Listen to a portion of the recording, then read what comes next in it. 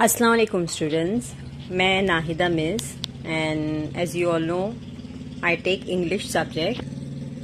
ठीक है, तो जैसा कि ये पैंडेमिक सिचुएशन चल रही है ना, ये वबा फैली हुई है। दुआ कीजिए कि जल्द से जल्द जो हालात काबू में आ जाए। लेकिन खैर हमें पढ़ाई तो जारी रखना ही पड़ेगी। ठीक है, तो इसीलिए ऑनलाइन लेक्चर्स लिए जा रहे हैं। इसी तरह से इंग्लिश का भी ये पहला ऑनलाइन लेक्चर है। तो इंग्लिश टेक्स्ट बुक स्टार्ट करने के पहले हम लोग ज़रा एक नज़र ज़रा इंग्लिश पेपर पैटर्न पे देख लें। तो ये रहा आपके सामने इंग्लिश का paper pattern. Question number first जो है आप देख सकते हैं कि लैंग्वेज स्टडी है ना। लैंग्वेज स्टडी यानी कि ग्रामर। ठीक है, क्वेश्चन नंबर 2A और 2B देखिए, दोनों जो है टेक्चुअल पैसेजेस है ना। टेक्चुअल मतलब आपके टेक्स्ट बुक से पैसेजेस आने वाले हैं। 2 पैसेजेस आएंगे आपको A और B में 10-10 मार्क्स के, मतलब 20 मार्क्स। उसके बाद आप क्वेश्चन नंबर 3 देखिए, पोयम है फॉर कॉम्प्रीहेंशन। कॉम्प्रीहेंशन यानी कि आपको क्या स्टेंजा आएगा, उसके नीचे क्वेश्चन आंसर आएगी है ना, 5 मार्क का। और पोयम फॉर एप्रिसिएशन, ठीक है, ये भी 5 मार्क का। तो इस तरह से ये क्वेश्चन नंबर 2 10-10 और ये क्वेश्चन नंबर 3 5-5, टोटल 10। मतलब टोटल एग्रीगेट देखा जाए 30 मार्क्स आपकी टेक्स्ट बुक्स से डायरेक्टली डील करते हैं ना। ठीक है, 2 सीन पैसेज, एक सीन पोयम और एक सीन पोयम का एप्रिसिएशन। 30 मार्क्स आपकी टेक्स्ट बुक से डील करते हैं। ठीक है, क्वेश्चन नंबर 4 देखिए, नॉन टेक्चुअल पैसेज दिया है। नॉन टेक्चुअल यानी कि अनसीन पैसेज। और उसी का फिर पार्ट बी, उसी पैसेज की समरी। ठीक है, क्वेश्चन नंबर 5A से लेकर क्वेश्चन नंबर 7A तक के जो है ये पूरा राइटिंग स्किल में आ जाता है। ठीक है, तो यहाँ पे आप देख सकते हैं कि आपको मार्क्स के साथ जो है साइट में टाइम मैनेजमेंट भी दिया गया है ना। तो अगर स्क्रीन पर ये आपके सामने है, आप चाहें तो देखकर paper pattern as well as जो है टाइम मैनेजमेंट भी जॉट डाउन कर सकते हैं कि आपको कितना कितना टाइम देना है। ठीक है, देख सकते हैं आप। देखिए, शुरू में जो आपको लैंग्वेज स्टडी है उसके लिए आप टोटल 15 मिनट, सीन पैसेजेस के लिए 15-15 मिनट, सीन पोयम के लिए स्टेंजा के लिए 10 मिनट, उसके एप्रिसिएशन के लिए 8 मिनट और अनसीन पैसेज के लिए 20 मिनट। अनसीन पैसेज क्योंकि आपका देखा हुआ नहीं है तो उसको समझने में थोड़ा टाइम जाएगा, 20 मिनट। उसका उसकी समरी लिखने के लिए 15 मिनट्स।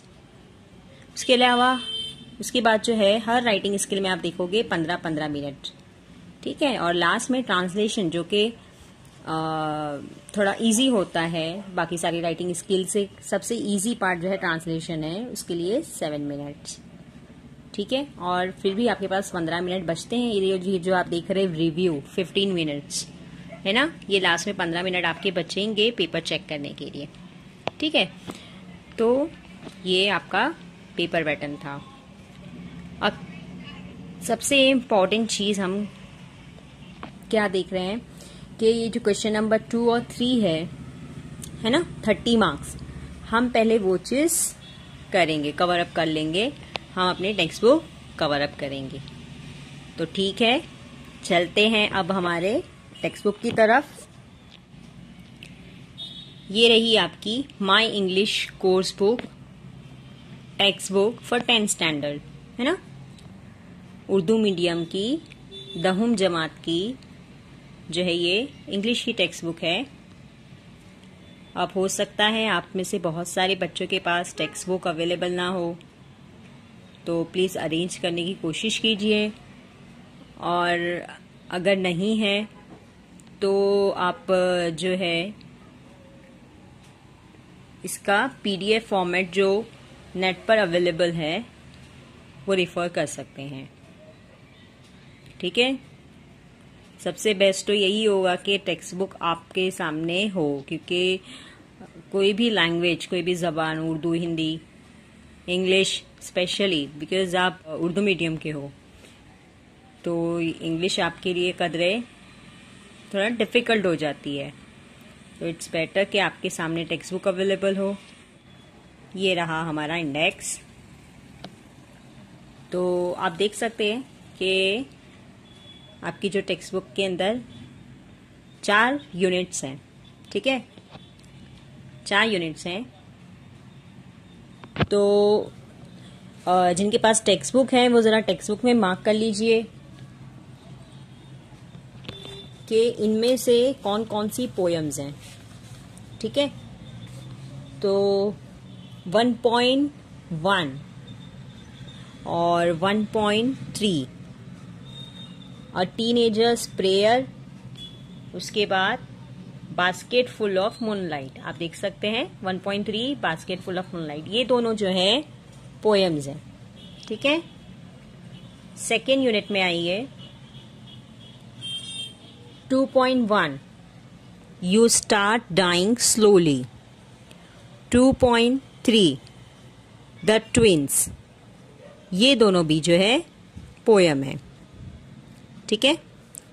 उसके बाद तीसरे यूनिट में आइए 3.1 इफ और 3.3 stopping by woods on a snowy evening, ये दोनों भी जो है पोएम्स हैं। उसके बाद चौथे यूनिट में देख लीजिए द वर्ल्ड इज माइन और 4.3 ओ कैप्टन माई कैप्टन, ये दोनों पोएम्स हैं।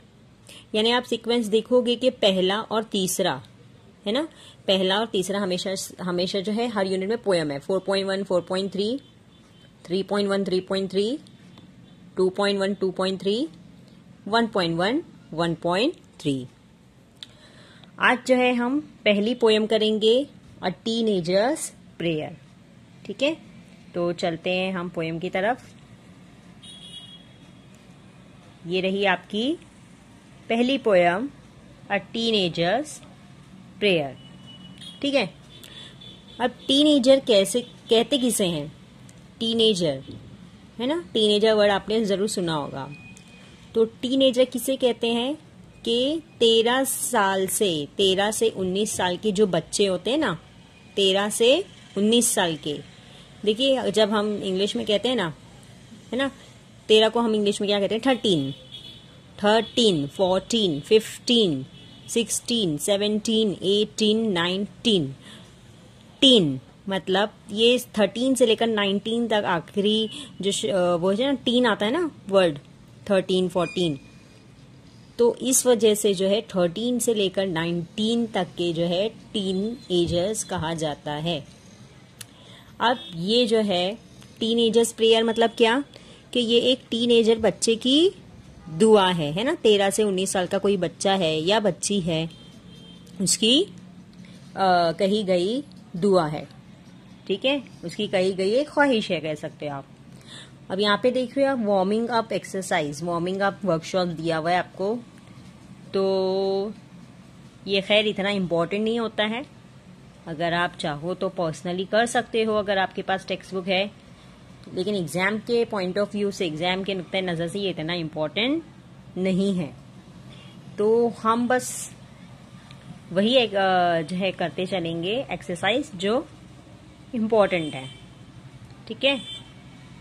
तो पहले हम डायरेक्टली पोयम देख लें, अ टीनेजर्स प्रेयर। देखिए, अब देखिए यहाँ पर आपको एक राइट में पहला एक क्वेश्चन भी दिख रहा होगा, what is the age group of the speaker in the poem.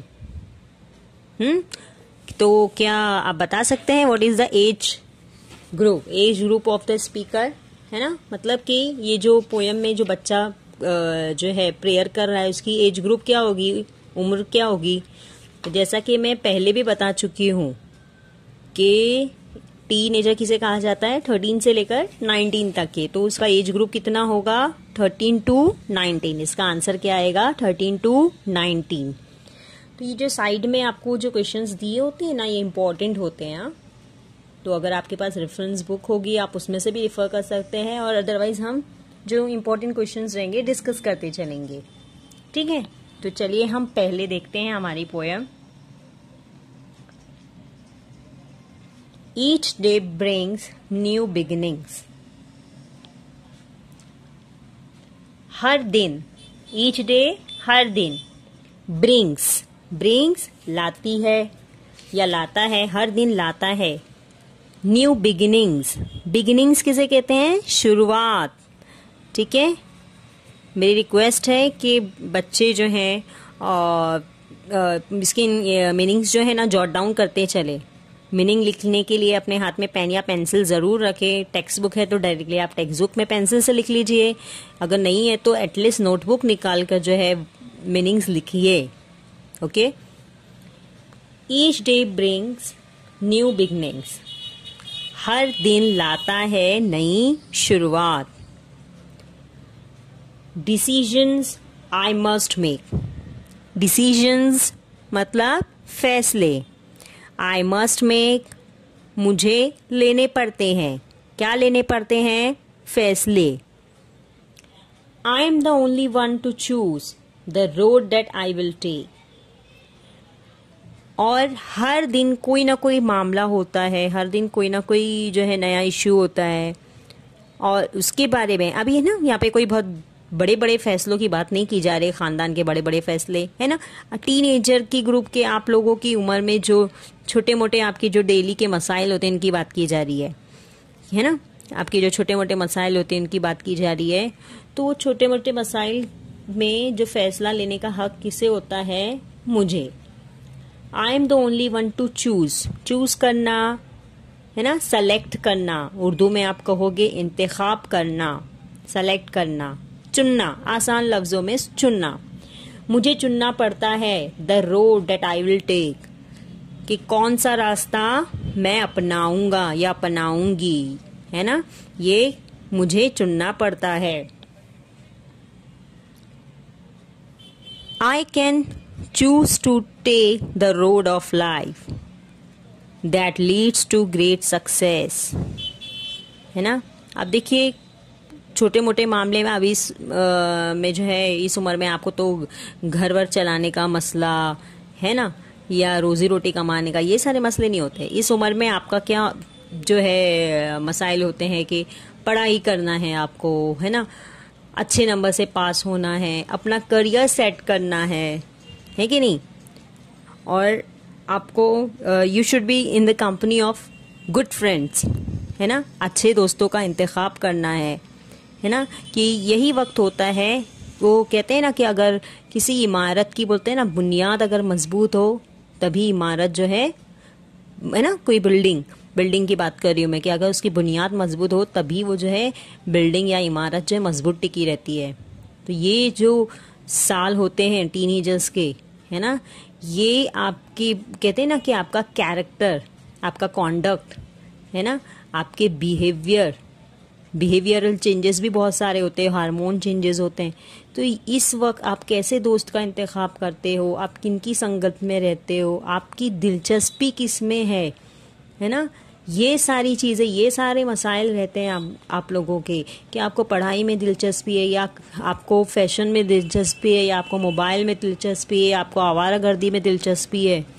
तो ये सारे मसाइल हैं जिनके बारे में आपको फैसला करना है, और इस वक्त किया गया सही फैसले के ऊपर कहते हैं ना कि आपके मुस्तकबिल का दारोमदार है।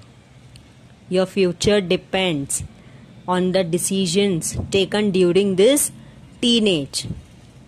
ओके, तो इसी बारे में ये जो सेकंड स्टैंजा है, I can choose to take the road of life that leads to great success.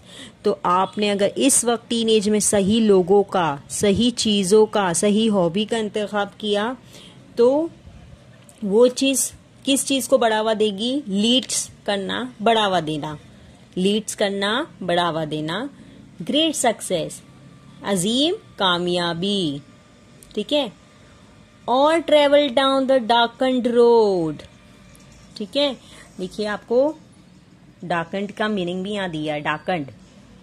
डार्कन्ड, dark का मतलब क्या होता है? अंधेरे वाला, है ना। वैसे डार्क का मतलब क्या होता है? अंधेरे वाला। Here it refers to evil. Evil मतलब क्या? बुरा। यहाँ पे इसका मतलब क्या है? बुरा। तो जैसा कि मैंने कहा है ना कि इस वक्त जो अगर आप अच्छी हॉबीज का या अच्छे दोस्तों का इंतखाब करते हो, आपको आगे चलकर सक्सेस मिलेगी। अगर आप बुरी चीजों में, गलत चीजों में इन्वॉल्व हो जाते हो, इंडल्ज हो जाते हो, तो उस गलत चीजों को, बुराइयों को कहा गया है डार्कन्ड रोड। बुराइयों को क्या कहा गया है? Darkened road. That leads to great distress.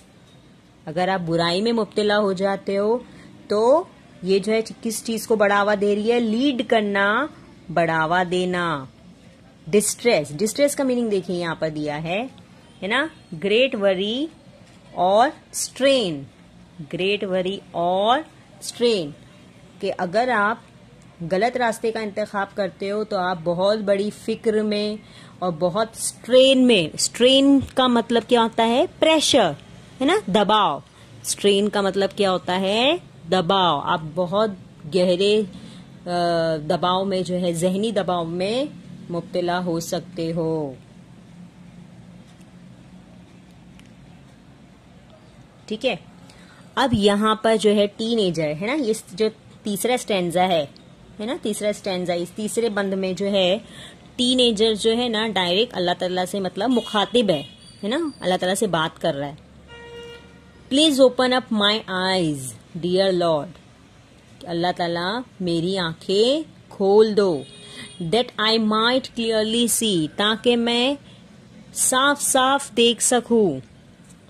Help me stand for what is right, मेरी मदद कीजिए कि मैं जो है खड़े रह सकूं। फॉर वॉट इज राइट, मैं जो है जो सच बात है, जो हक बात है, मैं हक के लिए खड़े रह सकूं डट कर। Bring out the best in me, मेरे अंदर जो बेहतरीन चीज है ना, बेहतरीन चीज है मतलब मेरे अंदर जो भी बेहतरीन टैलेंट है, बेहतरीन कला है, बेहतरीन फन है ना, उसमें उसे मतलब जो है मुझे एक्सप्रेस करने का मौका दीजिए, है ना। मुझ में उतना हुनर दीजिए, फन दीजिए कि मैं जो है अपने आप को बेहतरीन तौर पर पेश कर सकूं, मैं अपनी हक बात लोगों से मनवा सकूं। Help lord to just say no when temptation comes my way. क्या मतलब हुआ कि अल्लाह ताला मेरी मदद करे कि मैं जो है पूरी तरह से डट कर, है ना, पूरी तरह से इस्तकामत पसंदी से, उर्दू में आप कहोगे ना पूरी तरह से डट कर ना कह सकूं किस चीज को? व्हेन टेम्पटेशन कम्स माई वे। देखो टेम्पटेशन का यहाँ पे इंग्लिश में ऊपर मीनिंग देखिए आप क्या दिया है। A strong wish to do something bad or wrong, है ना, यानी क्या? उकसाना। उर्दू के आसान लफ्ज में आप कहोगे उकसाना, कि जब मुझे कोई उकसा रहा हो, है ना, या मेरी नफ्स ही मुझे उकसा रही हो, है ना। कहते हैं ना कि हमारी नफ्स जो है हमें कभी भी किसी भी हो सकता है कि कोई गलत गुनाह करने पर मायल करे, कोई गुनाह करने पर आमादा करे। तो जब ऐसी मुझे उकसाहट महसूस हो, जब कोई चीज मुझे उकसाए, that I might keep my body clean and fit for life each day. तो जब ऐसी कोई उकसाहट मुझे महसूस हो, कोई मुझे उकसाए, तो मैं डट कर उसे ना कह सकूं, और मैं सिर्फ अपनी बॉडी को ही क्लीन ना रखूं, बोलते ना सिर्फ जाहिरी तौर पर साफ ना रहो बल्कि बातिनी तौर पर भी, है ना। मैं सिर्फ ऊपरी तौर पर साफ नहीं रहूं बल्कि अंदर से मेरी रूह भी पाकीज़ा हो। And fit for life each day, और मैं जो है ईच डे मतलब हर दिन, रोजमर्रा का कोई भी मसला मसाइल जो है सॉल्व करने के लिए हमेशा फिट रहूं। आखिरी स्टैंजा देखिए, When my teenage years are over, जब मेरे टीनेज के उम्र खत्म हो जाएगी, साल खत्म हो जाएगी, है ना। कब खत्म हो गए साल? जब हम 19 साल के हो जाएंगे, है ना। जब आप लोग 19 साल के हो जाएंगे तो आपके टीनेज खत्म हो जाएगा, फिर आप 20s में शुमार होगे। तो when my teenage years are over, I know that I will see that life is lived its very best with you walking next to me। क्या मतलब हुआ कि जब मेरे टीनी एजेस खत्म हो जाएंगे तो मैं जानता हूं कि मैं देखूंगा, जब आप लोग की टीन एज खत्म हो जाओगे, आप 19 के हो जाओगे, तो मैं जानता हूं या जानती हूं, मैं देखूंगा क्या, that life is lived it's very best, कि तुम मैंने अब तक की जो जिंदगी गुजारी वो बेहतरीन गुजारी, है ना। मैं किसी गलत चीज में, गलत राह पे जो है नहीं चला, है ना। तो ये क्या कर रहा है टीनेजर? अल्लाह ताला से उम्मीद कर रहा है, एक तरह दुआ कर रहा है, उम्मीद भी कर रहा है ना। बोले ना पॉजिटिव एटीट्यूड है इसका, मस्बत जो है एटीट्यूड है, मस्बत अंदाज है कि मुझे पता है इंशाल्लाह फ्यूचर में ऐसा ही होगा कि जब मैं मेरे 19 साल ख़त्म हो जाएंगे, मैं जब पीछे पलट कर देखूंगा तो मुझे इत्मीनान रहेगा, मुझे सेटिस्फेक्शन रहेगा कि मैंने अब तक की अपनी ज़िंदगी बेहतरीन गुजारी with you walking next to me. क्योंकि हमेशा मेरे साथ कौन चला मतलब हमेशा मेरे, है ना, मुझे जो है किसने हिदायत दी? अल्लाह ताला ने, है ना। और अल्लाह ताला ने जब भी हिदायत दी, सही हिदायत दी, है ना, किसी गलत काम करने की हिदायत नहीं दी। ठीक है, तो आपको ये पोयम समझ में आ गई होगी। ठीक है, तो अब हम जो है इम्पोर्टेंट वर्कशॉप करते चलते हैं। तो ये जो वर्कशॉप्स हैं इनमें से जो है आपको जो है पैसेजेस में ना जब स्टैंजा आता है तो क्वेश्चंस आने के चांसेस हैं। और ये जो पोयम है ना पिछले 2 सालों में 2019 में और 20 में नहीं आई है, हो सकता है इस साल आ जाए। ठीक है, ना तो ये स्टैंजा के लिए आई ना एप्रिसिएशन के लिए, तो हो सकता है कि आ जाए। ठीक है, तो इसको अच्छे से ध्यान से पढ़िए। तो चलिए देखते हैं पहला क्वेश्चन देखते हैं। Choose the correct alternative and complete the given sentence, है ना। ऑल्टरनेटिव किसे कहते हैं? मुतबादिल, जिसको आप उर्दू में कहते हो, है ना। आपको सब्सटीट्यूट्स मुतबादिल दिए हुए, 2 ऑप्शंस दिए हैं। ठीक है, इनमें से सही ऑप्शन बताइए। According to poet dash are brought by each new day. क्या इसका आंसर है? आपको स्टैंजा में देखे हो क्या है? फर्स्ट स्टैंजा में इसका आंसर है न्यू बिगिनिंग्स, है ना, नई शुरुआत, न्यू बिगिनिंग्स। ठीक है, क्वेश्चन नंबर बी देखिए। We must decide to take the road which leads to dash. क्या आएगा इसका आंसर? इसका आंसर कहां पर है? देखिए, we must decide to take the road which leads to dash. मैं कौन सा रोड लेना चाहता हूं? देखिए, ये सेकेंड स्टैंजा में है। मैं कौन सा रोड लेना चाहता हूं? I can choose to take the road of life that leads to great success. ठीक है, तो इसका आंसर क्या आएगा? इसका आंसर आएगा ग्रेट सक्सेस। ठीक है, the poet prays to the lord to help him stand for what is right, है ना। क्या आएगा answer? What is right. The poet wants to see that his teenage years have been the dash year his life, है ना। तो poet क्या आशा करता है, क्या उम्मीद करता है कि मेरे टीनेज के साल कैसे गुजरे? वर्स्ट गुजरे के बेस्ट गुजरे? बेस्ट, बेस्ट गुजरे। ठीक है, चलिए देखते हैं। Find and right the pairs of rhyming words. अब राइमिंग वर्ड्स तो आपको पता ही है ना, जिनका साउंड एक जैसा होता है। तो देख लीजिए फटाफट, देख लीजिए। दूसरी और चौथी लाइन में हमेशा राइमिंग वर्ड्स आए हैं इस पोयम में। जैसे कि मेक, टेक, सक्सेस, डिस्ट्रेस, सी, मी, वे, डे, फिर से सी मी, ठीक है।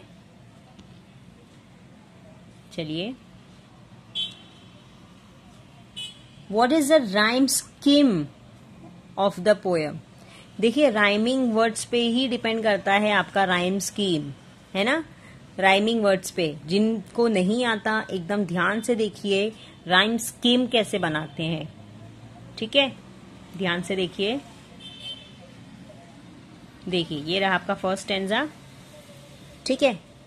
अब उसका आखिरी वर्ड देखना है आपको, क्या है आखिरी वर्ड, बिगिनिंग्स, ठीक है। आप इसके साइड में पेंसिल से ए लिख दोगे, मेक, मेक के बाजू में आप बी लिख लीजिए, चूज, चूज के बाजू में आप सी लिख लीजिए। अब क्यों हमने अलग अलग अल्फाबेट दिए, क्योंकि इनमें से कोई भी किसी में से राइमिंग नहीं है। टेक, क्या टेक मेक के साथ राइमिंग है ना। टेक मेक के साथ राइमिंग है, तो हमने मेक को क्या दिया था, बी दिया था, राइट। तो हम टेक को बी क्या देंगे, बी। तो इस तरह से आपकी राइम स्कीम क्या हुई, ए बी सी बी, क्या हुई, ए बी सी बी, ठीक है। यही चीज आप हर स्टैंजा में देखोगे ना, हर जगह यही जा रहा है, ठीक है। Life, success, road, distress, success और डिस्ट्रेस, है ना। तो ये दोनों को बी बी आएगा, वापस से A B C B. Third stanza में भी A B C B, fourth stanza में भी ए बी सी बी, और इसमें भी ए बी सी बी। हर स्टैंजा में जो है आपको यही राइम स्कीम दिखेंगी। तो यहाँ पे जो तीसरा ऑप्शन है A B C B is the right option, ठीक है। अब हम बहुत ही इंपॉर्टेंट क्वेश्चन देख रहे हैं, एकदम ध्यान दीजिए आप लोग। Match the lines in column A with figures of speech in column B. Figures of speech 9th में आपने पढ़ा होगा, ठीक है। फिगर्स ऑफ स्पीच जिसको आप उर्दू में कहते हो सनत, ठीक है। सनत, सनाए व बदाए, सनते, जैसे सनते तशबी, सनते इस्तेआरा और सनते तलमी वगैरह, उर्दू में आप लोगों ने यकीनन पढ़ा होगा, है ना। तो उसी टॉपिक को इंग्लिश में कहा जाता है फिगर्स ऑफ स्पीच। ध्यान से देखिए, फिगर्स ऑफ स्पीच, ठीक है।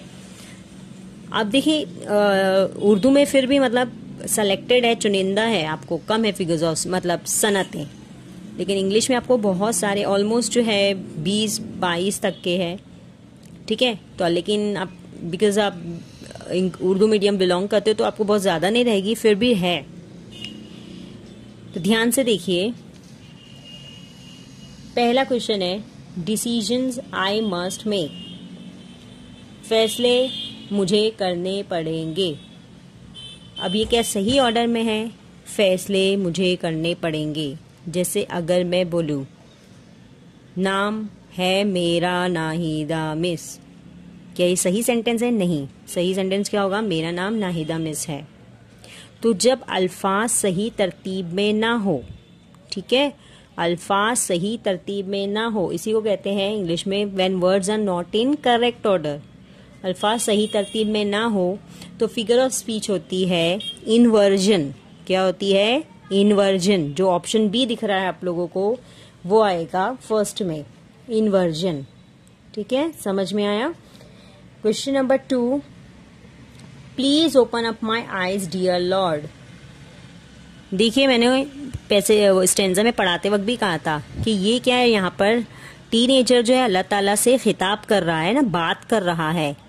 Please open up my eyes, please मेरी आंखें खोल दीजिए अल्लाह ताला। जब बात की जाए, एकदम ध्यान से सुनिए, जब बात की जाए, बात करने को इंग्लिश में एड्रेस भी बोलते हैं। Address, ADDRESS। एड्रेस का एक मतलब तो वो भी होता है ना, घर का पता वगैरह, लेकिन डबल मीनिंग है इसका। एक मतलब क्या होता है, एड्रेस करना, मतलब बात करना। जब एड्रेस किया जाए 3 लोगों से, एक तो मरे हुए लोगों से एड्रेस करना, डेड, ठीक है। जैसे मैं बात करूं Gandhi ji, who was your hairdresser, है ना। गांधी जी को क्या पूछूं, who was your hairdresser. दूसरा, एब्सेंट लोगों से बात करना, ठीक है। एब्सेंट लोगों से, जैसे कि मैं अभी आप लोगों से बात कर रही हूँ, स्टूडेंट्स पे अटेंशन। अभी आप लोग मेरे सामने मौजूद नहीं हो, लेकिन मैं आप लोगों से बात कर रही हूँ, स्टूडेंट्स पे अटेंशन, ठीक है। एब्सेंट लोगों से बात करना, या फिर नॉन लिविंग चीज से बात करना। नॉन लिविंग चीज जैसे कि मैं फैन या ट्यूबलाइट से बात कर रही हूँ कि फैन है ना, when will you stop working, पंखा तुम कब रुकोगे। बात समझ में आई। तो जब बात की जाती है 3 लोगों से, ठीक है, मरे हुए लोग, डेड पर्सनैलिटी, एब्सेंट पीपल जो सामने मौजूद ना हो, या फिर नॉन लिविंग थिंग, इनसे 3 चीजों से बात की जाती हो तो फिगर ऑफ स्पीच होती है एपोस्ट्रोफे। क्या होती है? एपोस्ट्रोफे। तो ये जो सेकंड का आंसर आएगा एपोस्ट्रोफी। क्यों? क्योंकि यहाँ पे बात की जा रही है किससे? अल्लाह ताला से। किससे बात की जा रही है? अल्लाह ताला से, जो फिलहाल मतलब फिजिकली हमारी नजरों के सामने मौजूद नहीं है। समझ में आई बात? तो फिगर ऑफ स्पीच क्या हुई? एपोस्ट्रोफी। नेक्स्ट, थर्ड वाला देखिए, travel down the darkened road. Travel down the darkened road, देखिए यहाँ पर स्टार्टिंग जो है साउंड, डाउन और डार्कन्ड दोनों किससे शुरू हो रहे? डी से शुरू हो रहे हैं ना, और साउंड भी ड का ही आ रहा है। ऐसा नहीं कि एक जगह ड और एक जगह ढ है, ऐसा नहीं है, दोनों जगह साउंड डी का आ रहा है। बहुत से लोग ये समझते कि मतलब सेम अल्फाबेट होना चाहिए, नहीं, सेम साउंड बहुत मैटर करता है, ध्यान दीजिए। डाउन, डार्कन्ड, दोनों जगह ड का साउंड आ रहा है, तो ये फिगर ऑफ स्पीच होता है एलिट्रेशन। डी वाला जो ऑप्शन है एलिट्रेशन, ठीक है। अब फोर्थ क्वेश्चन देखिए, I can choose to take the road of life. मैं चूज कर सकता हूं या कर सकती हूं रोड ऑफ लाइफ, जिंदगी का रास्ता। जिंदगी को रास्ता कहा गया है। क्या कहा गया है? रास्ता। रास्ता जैसा नहीं कहा गया है। जिंदगी एक रास्ता जैसा नहीं है, जिंदगी एक रास्ता है। तो आपको याद होगा उर्दू में, है ना, कि सनत इस्तिआरा याद होगा। अगर मैं बोलूं उर्दू में, ध्यान दीजिए, कि वो शेर जैसा लड़ा, वो शेर जैसा लड़ा, ये हो गई सनत तशबीह। लेकिन अगर मैं कहूं वो लड़ने में शेर है, तो ये क्या हो गया? सनत इस्तिआरा। एग्जैक्टली सनत इस्तिआरा को ही इंग्लिश में क्या बोलते हैं? मेटाफोर। क्या बोलते हैं? मेटाफोर। मेटाफोर यानी क्या? कि जब 2 ऑब्जेक्ट्स को जो है कंपेयर किया जाता है ना, और उसके बीच में लाइक एज वर्ड नहीं रहता है। यहाँ पे ऐसा नहीं बोल रहा है कि life is like a road, नहीं, डायरेक्ट यहाँ पे बोला है कि रोड ऑफ लाइफ, जिंदगी का रास्ता। समझ में आया? जिंदगी को रास्ता कहा गया है, तो मेटाफोर सी, ठीक है। तो क्योंकि ये चीज थोड़ी आप लोगों के लिए नहीं है, इसलिए मैंने बहुत इन डिटेल एक्सप्लेनेशन दिया फिगर्स ऑफ स्पीच का। ये बहुत इंपॉर्टेंट एस्पेक्ट है पोएम्स में, एकदम ध्यान से पढ़िए, ठीक है। इसके बाद हम डायरेक्टली इंपॉर्टेंट क्वेश्चन एक देखते हैं। ये रहा आपके सामने important question. Question number 7, read the poem, right an appreciation of the poem in about 12 to 15। देखिए, अब ये पहले का जो फॉर्मेट था 100 मार्क्स के पेपर का, उसके हिसाब से 12 to 15 सेंटेंस दिया है, और इवन ये जितने पॉइंट्स दिए हैं टेक्स्ट बुक में ना, अब इनमें से कुछ पॉइंट्स ओमिट हो गए हैं। तो लिसन केयरफुली कि कौन सा पॉइंट आपको एग्जाम में आता है। आपको आता है, सिर्फ टिक करते जाइए, title, poet, rhyme scheme, theme और central idea, figures of speech, ठीक है। मैं वापस से रिपीट कर रही हूं, अभी जो न्यू पेपर पैटर्न है जिसमें आपको एप्रिसिएशन 5 मार्क्स का हो गया है, उसके अंदर सिर्फ 5 ही पॉइंट है। मैं वापस दोहरा रही हूं, title, poet, rhyme scheme, theme, central idea, figures of speech.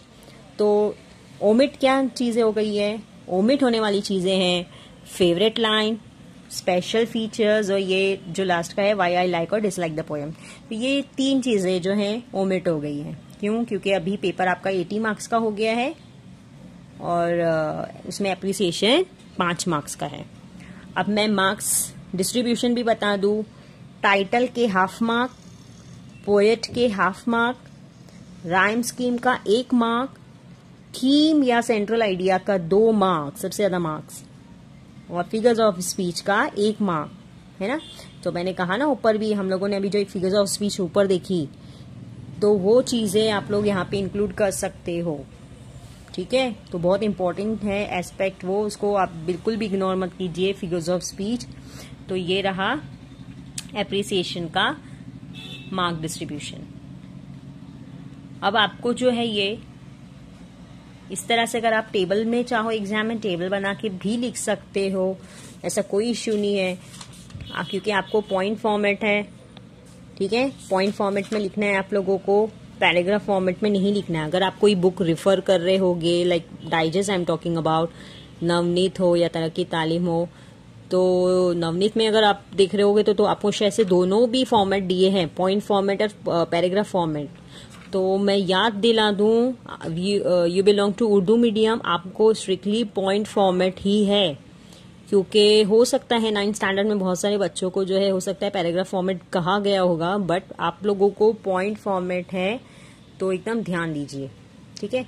तो आप सिंपली जो है साइड हेडिंग डाल के भी, टाइटल साइड हेडिंग डाल दी, आपने लिख दिया the title of the poem is a teenagers prayer, ठीक है। सीधा सीधा आप ऐसे भी लिख सकते हो।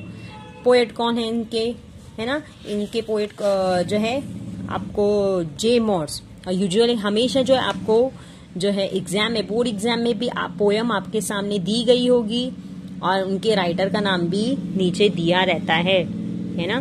तो उसका ज्यादा मसला नहीं है, उसका ज्यादा टेंशन नहीं है, ठीक है। आपको जो है मेन इसमें याद रखने वाली चीजें जो है ना, वो होता है सबसे इम्पोर्टेंट थीम या सेंट्रल आइडिया, और फिगर्स ऑफ स्पीच। ये इंपॉर्टेंट चीजें, ये आपको याद रखना है। बाकी राइम स्कीम बनाने का तरीका भी मैंने आप लोगों को बता दिया, ठीक है।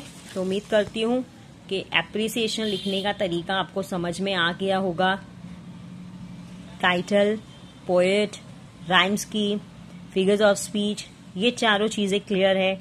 रहा थीम या सेंट्रल आइडिया, है ना, तो वो आप जो है बुक को, रेफरेंस बुक से आप जो है उतनी 2-3 लाइन जो है, 3-4 लाइन आप रेफर कर सकते हो, ठीक है। तो उम्मीद करती हूँ कि ये लेक्चर आप लोगों को समझ में आया होगा। प्लीज ध्यान से वापस से अगर आप चाहे दोबारा लेक्चर सुनिए, ठीक है, और प्रैक्टिस कीजिए। Thanks for the listening.